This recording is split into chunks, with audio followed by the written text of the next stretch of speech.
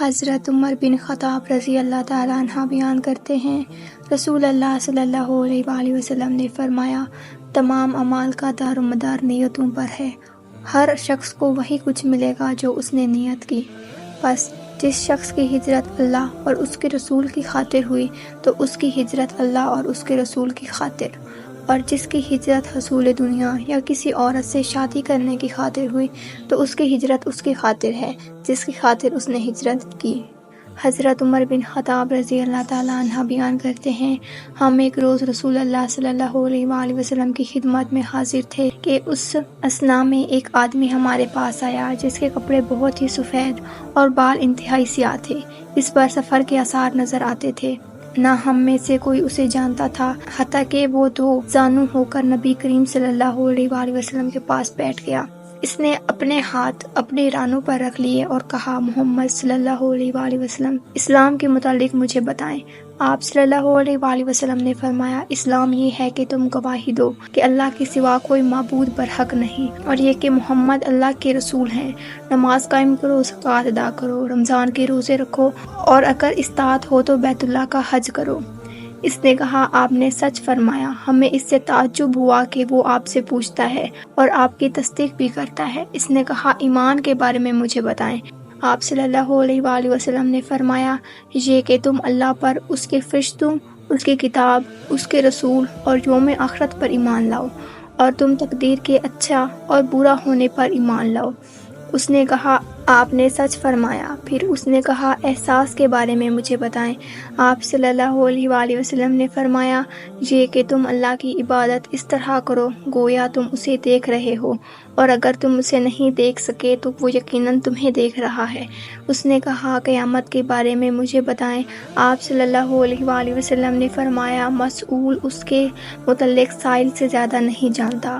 اس نے کہا، اس کی نشانیاں کے بارے میں مجھے بتا دیں۔ آپ صلی اللہ علیہ وآلہ وسلم نے فرمایا، یہ کہ لونڈی اپنے مالکہ کو جنم دے گی، اور یہ کہ تم ننگے پاؤں، ننگے بدن، تنگ دست بکریوں کے چراہوں کو بلند و بالا عمارتوں کی تعمیر اور ان پر فخر کرتے ہوئے دیکھو گے۔ عمر رضی اللہ تعالیٰ عنہ نے فرمایا، پھر وہ شخص چلا گیا، میں کچھ دیر ٹھہرا، پھر آپ صلی اللہ علیہ وآلہ وسلم نے مجھ سے پوچھا، عمر، کیا تم جانتے ہو سائل کون تھا؟ میں نے عرض کیا، اللہ اور اس کے رسول بہتر جانتے ہیں۔ آپ صلی اللہ علیہ وآلہ وسلم نے فرمایا، وہ جبرائیل علیہ السلام تھے، وہ تمہیں تمہارا دین سکھانے کے لیے تمہارے پاس تشریف لائے تھے۔ حضرت ابو ہریرہ رضی اللہ تعالیٰ عنہ نے اس حدیث کو کچھ الفاظ کے اختلاف کے ساتھ روایت کیا ہے۔